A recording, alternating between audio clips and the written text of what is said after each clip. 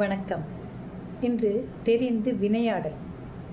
சென்ற அதிகாரம் தெரிந்து தெளிதல். இது தெரிந்து வினையாடல் என்கிற ஒரு அதிகாரம். தெளியப்பட்டவர்களை ஆளுகின்ற திறம். இவனுக்கு தெரிஞ்சிச்சுன்னு விட்டுட்டு நம்ம அப்படியே இருக்கக்கூடாது. அவனை ஆளுமை செய்ய வேண்டும். எங்கள் வீட்டில் எங்கள் அம்மா எனக்கே சொல்லி கொடுப்பாங்க. எப்படின்னா, நீ சமைக்க கற்றுக்க. சாம்பார்னா என்ன, அதில் என்னென்ன போடுவாங்க, அது எப்படி இருக்கும், ஒரு புளிக்குழம்புனா எப்படி இருக்கும், வத்த குழம்புனா எப்படி இருக்கும், ஒரு ரசம் எப்படி இருக்கும், இதெல்லாம் உனக்கு தெரியணும். நீ எவ்வளோ பெரிய ஆளாக இருந்தாலும் வேலைக்கு ஆள் வச்சின்னா ஒரு ரசம் வையினா அது ரசமானு உனக்கு முதல்ல தெரியணும்ல. உனக்கே ஒன்றும் தெரியலன்னா அவன் என்ன கொடுக்குறான்னா அதை தான் ரசம்னு நீ சாப்பிடுவேன். அதனால் நீ சமைக்க கற்றுக்கணும்பாங்க. அது ரொம்ப சிம்பிளாக சொல்லிட்டாங்க. ஆனால் இப்போ இதெல்லாம் பார்க்கும் பொழுது திருவள்ளுவர் எவ்வளோ அழகாக சொல்லியிருக்காருன்னு பாருங்களேன். ரொம்ப ரொம்ப ரொம்ப அற்புதமாக, அழகாக, தெளிவாக, எத்தனை 1000 வருஷத்துக்கு முன்னால் சொல்லியிருக்காருங்க. அது பார்க்கும்போது எனக்கு ஆச்சரியமாக இருக்குது. உண்மையும் அதுதான். ஒரு வேலை நமக்கு தெரியலன்னா யார்கிட்டையும் அந்த வேலையை நம்ம வாங்கவும் கூடாது, வாங்க முடியாது. நம்ம தான் தோற்று போவோம். அதுதான் மன்னனின் திறம். தெரிந்து வினையாடல். அவனோடு நம்ம என்ன செய்யணும்? பணி, அவனுடைய பணி எப்படி இருக்குன்னு கண்காணித்து கொண்டே இருக்க வேண்டும். கண் கொத்தி பாம்பு போல். அப்போ தான் நாட்டை ஆள முடியும். சும்மா விளையாட்டு கிடையாது எல்லாமே. அப்போ அந்த அரசாங்கம் அரசியலுக்கு எவ்வளோ முக்கியத்துவம் கொடுக்குறாரு. பல அதிகாரங்கள் அதுக்கு கீழே வருது. குறளை பார்ப்போம். நாடோறும் நாடுக மன்னன், நாடோறும் நாடுக மன்னன், வினை செய்வான் கோடாமை கோடாது உலகு, வினை செய்வான் கோடாமை கோடாது உலகு, நாளோறும் நாடுக மன்னன், வினை செய்வான் கோடாமை கோடாது உலகு.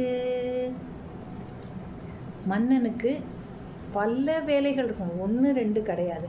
மக்களை பார்த்துக்கணுன்னா அது சாதாரண விஷயம். மக்களுடைய உணவு, இருப்பிடம், நீர், இப்போல்லாம் நம்மெல்லாம் சொல்கிறோம் கரண்ட்டு, வானிலையில் ஏதாவது மாற்றங்கள் வந்தால் அதனால் வரக்கூடிய திடீர் மாற்றங்கள், மக்களுடைய இழப்பு, இது எல்லாத்துக்கும் அவன் தான் பொறுப்பு. அது இல்லாமல் பகைவர்கள் வந்தால் அவர்களை எப்படி அழிக்கணும், அவர்களோடு எப்படி போகிறோம், எல்லாமே அவனுக்கு இருக்குது. அப்போ ஒவ்வொன்றுக்கும் ஒரு பிரிவு இருக்கும் இல்லையா? அதுக்கு ஒரு வேலை செய்வாங்கல்ல.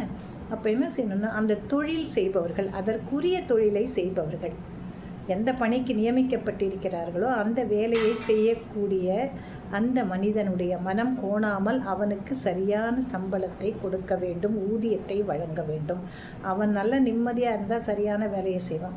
அவங்ககிட்ட நம்ம சுரண்டிக்கிட்டு இருந்தோம்னாக்கா அவன் எந்த வேலையும் ஒழுங்காக செய்ய மாட்டான். இதுதான் நடைமுறை. அதை தான் என்ன சொல்கிறான்? நாள்தோறும் நாடுக. தினம் மன்னனுக்கு என்ன வேலை? தினம் அவன் ஒழுங்காக இருக்கிறானா, சரியான வேலையை செய்கிறானா, சரியான ஊதியம் அவனுக்கு வழங்கப்படுகிறதானே நீங்கள் கவனிக்கணும். நாள்தோறும் நாடுக, கவனி. வினை செய்வான் கோடாமை. வினை செய்வான் தொழில். எல்லா தொழிலும் மன்னனுக்கு ரொம்ப முக்கியம். ஒரு தொழிலையும் அவனோட பார்வை இருந்து கொண்டே இருக்கு. வினை செய்வான் கோடாமை கோடாது. அவன் நல்ல நிம்மதியாக இருந்து அவனுடைய மனசு ஒழுங்காக இருந்ததுன்னா அவனுடைய பணிகள் சிறக்கும்.